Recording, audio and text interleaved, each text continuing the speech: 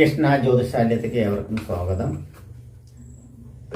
അതായത് ഓഗസ്റ്റ് മാസത്തെ ഫലമാണ് പറയുന്നത്. ഓഗസ്റ്റ് മാസത്തിൽ മകരക്കൂറുകാർക്കുള്ള ഫലമാണ് പറയുന്നത്. മകരക്കൂറ് എന്ന് പറയുമ്പോൾ തന്നെ അതായത് ഉത്രാടത്തിന്റെ അവസാനത്തെ മുക്കാൽ ഭാഗവും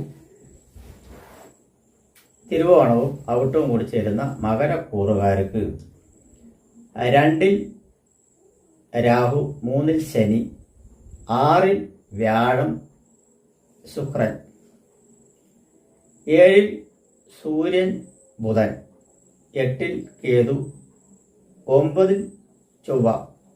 ഇതാണ് ഗ്രഹസ്ഥിതി. അപ്പോൾ ഇവർക്ക് ചാരവശാൽ നോക്കുമ്പോൾ ശനിയുടെ ഗുണഭാവം ശുഭമാണ്, വ്യാഴത്തിൻ്റെ ഗുണഭാവം ദോഷമാണ്, ശുക്രന്റെ അനുകൂലപരമാണ്, സൂര്യൻ ഗുണദോഷ മിശ്രമായി തുടരുന്നു, ബുധൻ ദോഷമാണ്, അഷ്ടമത്തിൽ നിൽക്കുന്ന കേതും ദോഷമാണ്. ഗുണദോഷ മിശ്രപരമായിട്ടുള്ള ഒരു ഫലമാണ് ഇവർക്ക് പറയുന്നത്. എന്നിരുന്നാലും ചാരവശാൽ പൊതുവെ ചിന്തിക്കുന്ന സമയത്ത് ഗുണവും ദോഷവും ചേർന്ന് വരികയാണെങ്കിലും ചില ഇതിൽ നല്ല ഇത് വരുവാനുള്ള സാധ്യതയുണ്ട്. ആരോഗ്യപരമായിട്ട് മെച്ചപ്പെട്ട മാസമാണ് ഓഗസ്റ്റ് മാസം. അതുപോലെ തന്നെ ധൈര്യം ഉണ്ടാവും, ആരോഗ്യം ഉണ്ടാവും.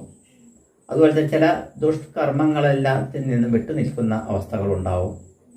തൊഴിൽ സംബന്ധമായിട്ട് പറയുകയാണെങ്കിൽ ദോഷമല്ല എന്ന് തന്നെ പറയാം. തൊഴിൽപരമായിട്ടുള്ള മുന്നേറ്റങ്ങൾ ഉണ്ടാവും, തൊഴിൽപരമായിട്ടുള്ള നേട്ടങ്ങൾ വരുവാനുള്ള സാധ്യതയുണ്ട്. ചില ഉദ്ദിഷ്ട ഫലങ്ങളെല്ലാം നടക്കാൻ കുറച്ച് കാലതാമസം നേരിടാനുള്ള സാധ്യത ഉണ്ട് എന്ന് തന്നെ പറയണം. അത് കുറച്ചുകൂടി വൈകുവാനുള്ള കാരണം ഉണ്ട് താനും. അതേ സമയത്ത്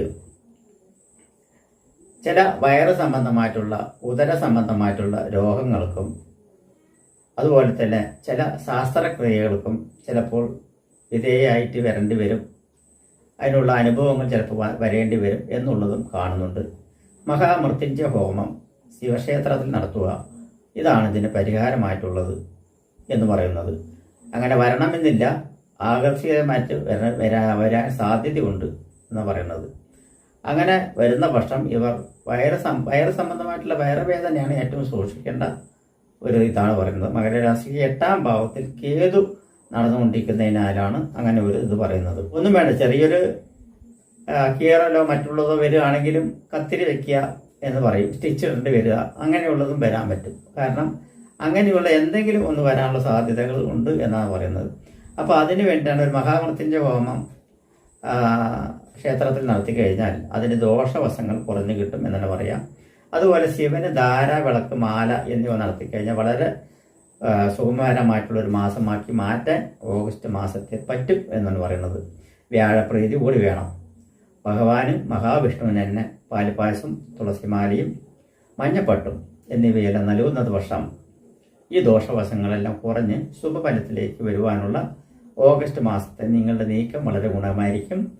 പ്രത്യേകിച്ച് പറയാം, ജാതകവശാൽ വളരെ ദോഷഫലങ്ങൾ അനുഭവിക്കുന്നവരാണെങ്കിൽ തീർച്ചയായിട്ടും ഈ പരിഹാരം ചെയ്തേ പറ്റുകയുള്ളൂ. ജാതകവശാൽ ശുഭപരമായിട്ടുള്ള ദിശാകാലങ്ങൾ നടക്കുന്നവർക്കാണെങ്കിൽ ഈ ദോഷം അങ്ങനെ വരണമെന്നില്ല. അതുപോലെ തന്നെ ഞാൻ പറഞ്ഞിരിക്കുന്ന നേരത്തെയുള്ള ഓപ്പറേഷൻ സംബന്ധമായിട്ടുള്ള വിഷയങ്ങൾ വരണമെന്നില്ല. ആ ദോഷഫലങ്ങളെല്ലാം നല്ല ദശാകാലങ്ങൾ കൊണ്ട് തട്ടി നീക്കി പോവും എന്നാണ് പറയുന്നത്. അതേ സമയത്ത് ജാതകവശാൽ ദശാകാലവും വളരെ മോശമാണ്, അതുപോലെ തന്നെ അപകാരകാലവും വളരെ മോശമാണ് എന്നുണ്ടെങ്കിൽ തീർച്ചയായിട്ടും നിങ്ങൾക്ക് ഇങ്ങനെയുള്ള അനുഭവങ്ങൾ വരുവാനുള്ള സാധ്യതയുണ്ട്. ഭാഗ്യസ്ഥാനത്തിൽ നിൽക്കുന്നത് ചൊവ്വയാണ്.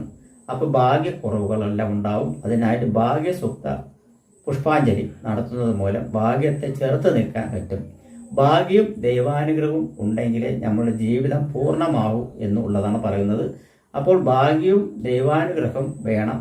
ദൈവാനുഗ്രഹം തരുന്ന വ്യാഴമാണ് 6-ാം ഭാവത്തിൽ മറഞ്ഞുകൊണ്ട് നിൽക്കുന്നത്. ഭാഗ്യം തരുന്ന ഗ്രഹസ്ഥാനത്താണ് പാപഗ്രഹമായിട്ടുള്ള ചൊവ്വ നിൽക്കുന്നത്. അപ്പോൾ ഭാഗ്യത്തെയും ദൈവാധീനത്തെയും ദോഷം ചെയ്യിപ്പിക്കുന്നു എന്നാണ് അതിലൂടെ നമ്മൾക്ക് മനസ്സിലാക്കാൻ സാധിക്കുന്നത്. അപ്പം അങ്ങനെയുള്ള സമയത്ത് അതിനാണ് ഞാൻ മഹാവിഷ്ണുവിൽ പ്രീതി വേദന പറഞ്ഞത്. ഭാഗ്യസ്ഥാനത്ത് ചൊവ്വ നിൽക്കുന്ന കാരണം കൊണ്ട് ഭാഗ്യസൂക്തം ഭഗവതി ക്ഷേത്രത്തിൽ ചെയ്യുന്നത് മൂലം ആ ഭഗവതിയുടെ ഒരു കോപം കൂടി ഇല്ലാതെ ആവും. കാരണം ചൊവ്വ ഒരു ഭഗവതിയായിട്ടാണ് 9-ാം ഭാവത്തിൽ കാണുന്നത്, ഉഭയരാശിയിൽ നിൽക്കുന്നത് കാരണം കൊണ്ട് തന്നെ അത് കണക്കാക്കുന്നത്. അത് കാരണം അതുകൂടി ചെയ്യുകയാണെങ്കിൽ ദോഷങ്ങൾ കൊടുക്കുന്നതിനും പാഴ്ചെലവുകളും കടബാധയിൽ നിന്നുമെല്ലാം പ്രത്യേക ശ്രദ്ധ വേണം എന്നാണ് പറയുന്നത്. അത് പ്രത്യേകം പറയേണ്ട ആവശ്യം എന്ന് വെച്ച് പറഞ്ഞാൽ 6ാം ഭാവത്തിൽ ധനകാരകനും ധനത്തിൻ്റെ ആളുമായിട്ടുള്ള അതുപോലെ തന്നെ ധനത്തിൻ്റെയും മാത്രമല്ല ധനത്തിൻ്റെയും വാക്കിൻ്റെയും കാരകനായിട്ടുള്ള സന്താനത്തിൻ്റെയും കാരകനായിട്ടുള്ള ധാന്യത്തിൻ്റെയും കാരകനായിട്ടുള്ള ഭാഗ്യത്തിൻ്റെയും കാരകനായിട്ടുള്ള വ്യാഴം 6ൽ മറിഞ്ഞിരിക്കുന്ന കാരണം കൊണ്ട് നിങ്ങൾക്ക് കടം ഒരുപാട് വാങ്ങിക്കാനുള്ള പ്രേരണ ചിലപ്പോൾ തെളിഞ്ഞു വരുവാനുള്ള സാധ്യതയുണ്ട്. അതിൽ പെട്ടുപോകരുത് എന്നാണ് പറയുന്നത്. അതുപോലെ തന്നെ അനാരോഗ്യം വരുവാനുള്ള സാധ്യതയുണ്ട്, അതിലും പെട്ടുപോകരുത് എന്ന് തന്നെ പറയുന്നത്.